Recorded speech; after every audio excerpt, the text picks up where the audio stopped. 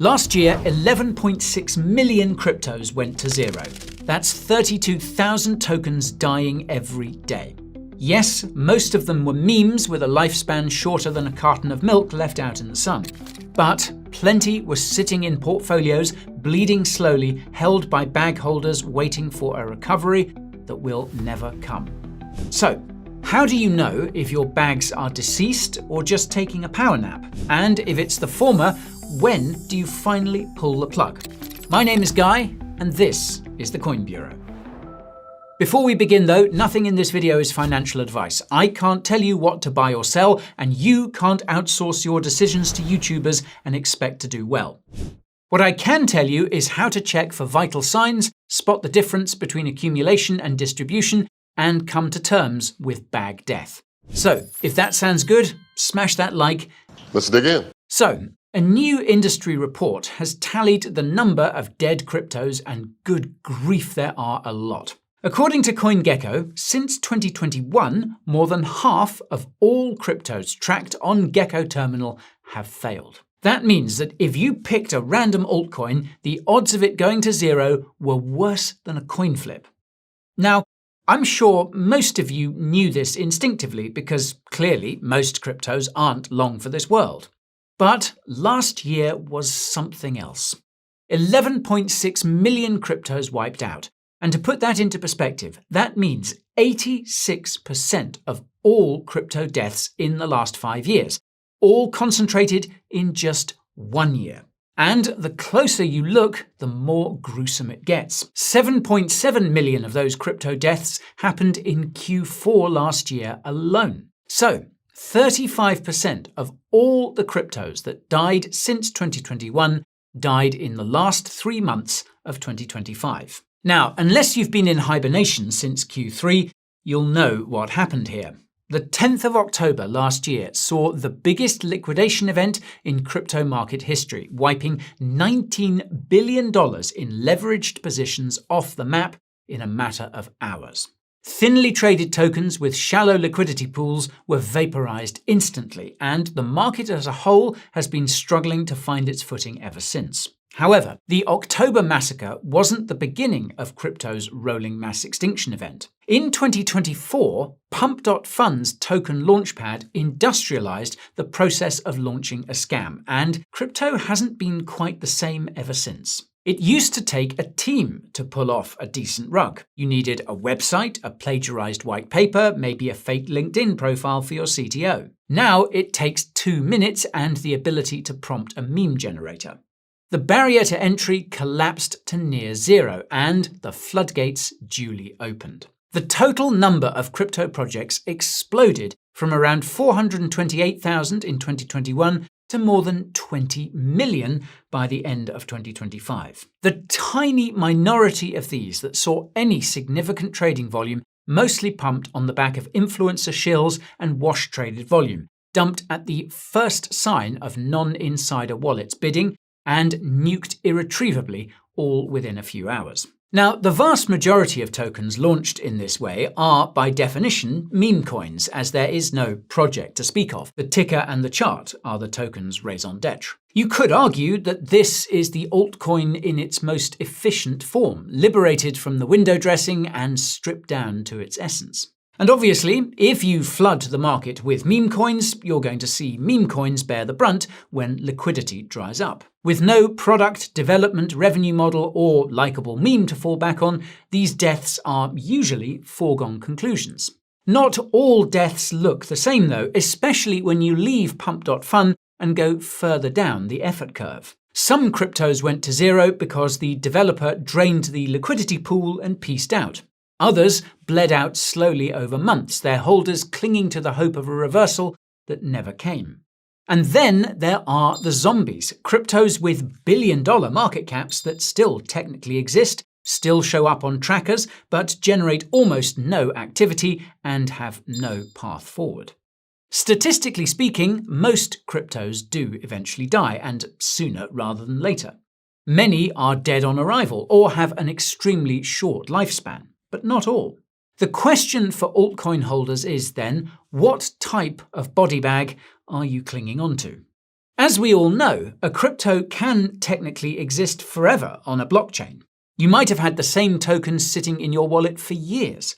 The smart contract is still deployed on-chain, immutable and permanent. But existing is not quite the same thing as being alive, and in crypto, the distance between the two is measured in liquidity. There's no universally agreed standard or threshold for determining when a crypto is dead, but that shouldn't mean it's hard for you to judge for yourself. So, we suggest starting with 3 simple criteria. Firstly, no trading activity for an extended period of time. CoinGecko marks as inactive cryptos that haven't been traded a single time in 30 days. This doesn't necessarily mean they can't be traded again and be reinstated as active. But in reality, it's safe to say that this is extremely rare. 0 trades in a day is a bad sign, 0 trades in a week is 99% dead, and 0 trades in a month is lost to history. The trading volume flatline is usually the first sign. A coin or token that records 0 volume for days or even a few hours at a time is very likely receiving 0 interest and has been abandoned. If even the wash trading bots have moved on, it suggests there are not even any insiders left to pull the strings and ensnare exit liquidity. Without volume, there's no price discovery, which means there's no realistic way to exit the position without nuking what's left of the value yourself. Now, the second criteria is delisting, which is functionally somewhere between a death sentence and a death certificate. When a major exchange removes a crypto, usually citing low volume, weak development, or regulatory concerns, it usually kills whatever liquidity remained.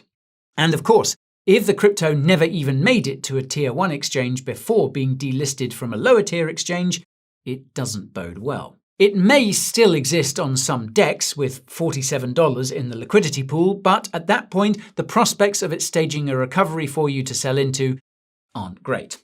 And third, there's the rug pull, which isn't so much a death as it is a murder. In the first half of 2025 alone, losses from scams and rug pulls exceeded $2 billion. These are cryptos where the developer drained the entire liquidity pool overnight, often within minutes of the initial pump, and just walked away. The token still shows up in your wallet. The contract is still on chain. It just has no extractable value left whatsoever. Now, there is a tricky grey area in some cases where a crypto may appear dead when it is actually in an accumulation phase. The chart could be down 90%, volume anemic, social media gone quiet, holders capitulated. That setup is either the last trickle of volume before the crypto goes to absolute zero, or it's the exact moment before institutional players and sharp traders quietly load up at the bottom while everyone else has given up. The difference between those two scenarios is what every bag holder's dreams are made of. But you might not be able to tell which one it is just by looking at the price. Because it's not price, but volume that should tell you whether anyone still cares about a particular crypto.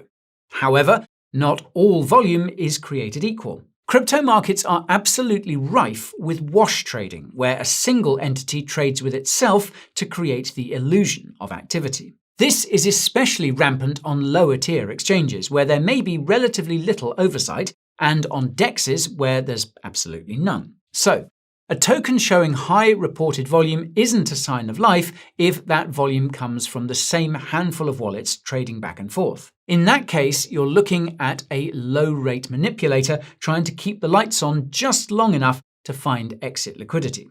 The giveaway is looking at unique wallet interactions versus total volume. If the numbers don't appear to make sense, well, then they don't.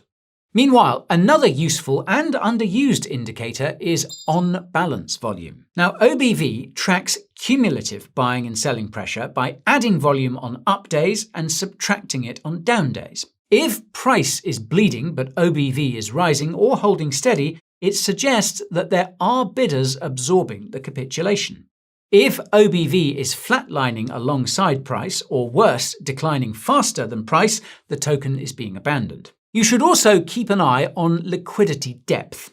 If market cap is a vanity metric, liquidity is a sanity metric. A crypto can show a $100 million valuation on a tracker, but if there's only $50,000 sitting in the liquidity pool, that number is meaningless.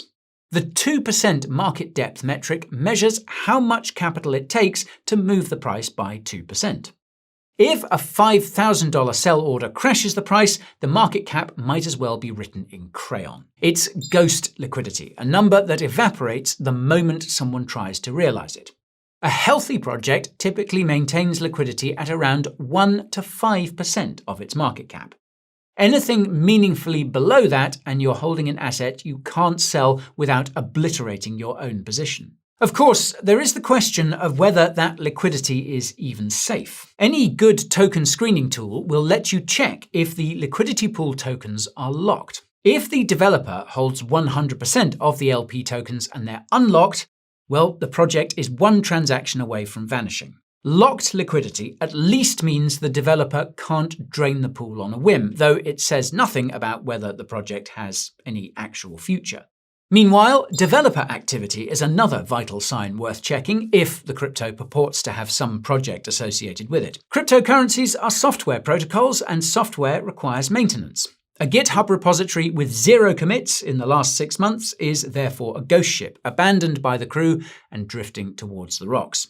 But this metric is low-hanging fruit for scammers who have adapted and will often fork active repositories to make their project appear busy. Others make trivial updates, editing a README file, changing a comment in the code, just to generate commit activity on the chart. That's why you can't just look at whether there are commits, you have to check what the devs are actually doing on those commits. Are they fixing bugs, adding features, responding to issues, or are they just rearranging the furniture to create the illusion of work? And being code illiterate is no excuse in 2026. Run it by an LLM and it will tell you exactly what the devs are cooking, or not. On that note though, in the age of AI agent coding, GitHub activity is likely going to become a less reliable indicator of project liveness, because even the most low-effort scams can now have fully functioning software products that are not vaporware, despite next to no human effort, time, or talent being invested. Now, at any rate, a confluence of these signals matters more than any single one. If volume is dead, liquidity is drained, and GitHub shows no meaningful activity, the crypto is dead. But if price is down while volume is quietly rising, liquidity is stable or growing, and developers, perhaps even human ones, are still shipping code, well, that's another story. And by the way, if you're liking this video, you'll love our weekly newsletter, where we break down the biggest stories in crypto each week. You can sign up for free using the link in the description. And while you're at it, why not check out the exclusive deals we've secured for viewers of this channel, including eye-watering sign-up bonuses and trading fee discounts on the best crypto exchanges, great deals on hardware wallets, and much more besides. All that right behind this QR code. Worth checking out. Now, not all dead cryptos look dead. Some have billion-dollar market caps, active exchange listings, and social media accounts still trundling along. Some have cults of bag holders who will fight tooth and nail to defend them, so we'd better not name any names. But many are nonetheless zombie projects, technically alive, functionally irrelevant. They're not dead in the sense that they've been delisted or rugged. The networks still operate, but their valuations are held up by the possibility of future adoption, which always seems to be just around the corner, but never quite arrives. Indeed, Forbes named and shamed an entire category of so-called zombie blockchains a few years back, much to crypto Twitter's dismay. Chains that maintain massive valuations despite generating almost no fees or revenue relative to their market caps. Many are still top 100, top 50, even top 10 cryptos. The question for holders of these living dead cryptos is, does any of this even matter? Well, we think it depends. The more obscure a project is, the greater chance there is that it gets forgotten and does not recover during broader crypto market rallies. Conversely, larger cap cryptos, projects that already have a critical mass of name recognition, trading volume, and liquidity, are much more likely to join in such rallies, regardless of their project fundamentals or functional zombie status. Here, we're getting close to spilling over into a debate about fundamental versus technical analysis. That's maybe a topic for another video, but we'll just emphasize here that market structure is ultimately king. There is no reason to ignore a zombie project if its market structure flips bullish, meaning that the chart prints a convincing series of higher lows and higher highs on high timeframes. Likewise, there are no fundamentals or catalysts that are bullish enough to save an asset with broken market structure, meaning one in a clear high timeframe downtrend, until that is, the market structure shifts again. So, in short, ignore what the chart is saying at your peril. If a crypto you thought dead shows signs of a high timeframe bullish market structure, higher highs, higher lows, increasing volume, increasing velocity, then disbelief will only cost you an opportunity. Take Solana, for example. Sol fell by more than 95% between November 2021 and November 2022 when FTX collapsed. FTX looked like the final nail in the coffin for Solana, which spent almost all of 2023 in a grueling range between around $13 and $32. Sentiment was very poor, volumes were low, and many market participants appeared to have written Solana off. But, as it turned out, this was only a near-death experience. Sol started closing candles above this range in Q4, and it was off to the races again. It went on to rally to above $263 over the next year. Now, this may be an exception rather than the rule, because most dead cryptos are not coming back. However, we think the more important takeaway here is just to keep an eye on market structure and high timeframe candle closures. So, while your peers are trying to use fundamental analysis to explain why a dead coin pumped or a living coin dumped yesterday, the chart will show you trends as they emerge and, crucially, when they reverse, in real time. Richard Wyckoff's market structure framework gave us the language we used to describe what we saw with Solana in 2023, namely accumulation. He also coined the term distribution to describe what we see with other assets that collapse and meander in the same way but fail to recover, as Sol did. Both accumulation and distribution can look like what some call sideways or choppy price action, but there are important patterns that distinguish the two. A crypto in distribution will be printing lower lows and lower highs, with volume that spikes only on the way down. Price slices through support levels without any defense. There's no convincing demand, just bleeding. This can continue for a long time, often until the asset is completely abandoned. Accumulation looks different. You get a selling climax, huge volume, violent drop, but the price finds a bottom and enters a range, chopping sideways for weeks or months as capitulation plays out and whales quietly absorb the supply. A key feature of accumulation that follows is known as the spring. Price briefly breaks below the established range. It looks dead, triggers stop losses, shakes out the last weak hands, and then sharply reclaims that level. This is the liquidity grab. Smart money needs sellers, and the best way to create panic sellers is to make the chart look like it's going to zero. Solana's range in 2023 was textbook accumulation. It held that range through multiple tests, then reclaimed it on rising volume in Q4. That reclaim was the signal. Now, buying during the range is brave. Buying after the reclaim is strategic. As long as a crypto is still making new lows, it's distributing. If it formed a range, held it, and reclaimed it on volume, that's a different setup entirely. So, is your crypto dead and will it ever recover? Well, to be frank, the odds are that yes and no are the answers. But if you're holding a crypto with significant trading volume, liquidity, and exchange listings, it could be in with a chance. If it is still trending downwards, you're playing with fire. If it's bottomed and showing signs of accumulation, you might be onto something. Just remember though, hope and fear are your worst enemies, and candle closures and risk management are your friends. And if you're disappointed that we didn't name any names in this video, I've got good news for you. We just made a whole video about the possibility that Ethereum could die and send ETH to zero. How's that for some controversy? You can get the full story right over here. That's all from me for now though, so as always, thank you all for watching and I'll see you next time. This is Guy, over and out.